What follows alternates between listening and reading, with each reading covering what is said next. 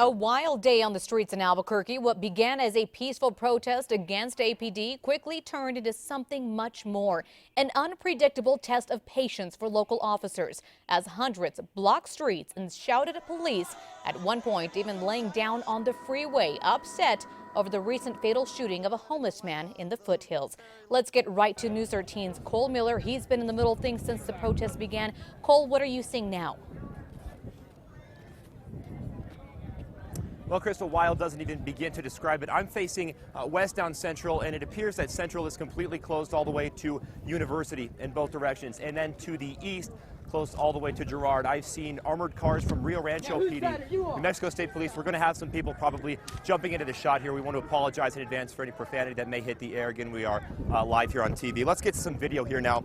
This all started around noon today. Protesters met at First and Central and then marched to APD headquarters. After a brief rally, that's when things got out of hand, with the crowd suddenly heading east on Central toward UNM and Nob Hill. That's where APD officers met them in riot gear. Things got especially heated, with some protesters taunting police and other protesters urging the crowd to try and stay peaceful. Keep marching, let's keep it peaceful, all right? Keep it peaceful.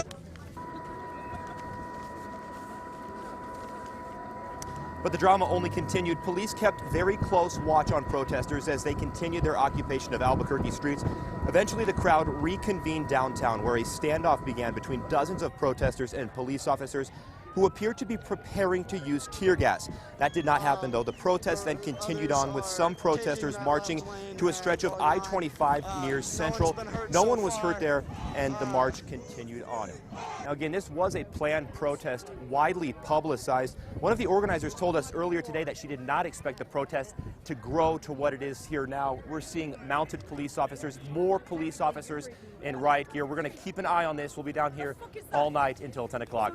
Crystal, back to you. All right, thanks, Cole. Now, we've, of course, been in touch with police and city officials all day long. They've told us repeatedly they've been trying to make sure the protest ends peacefully.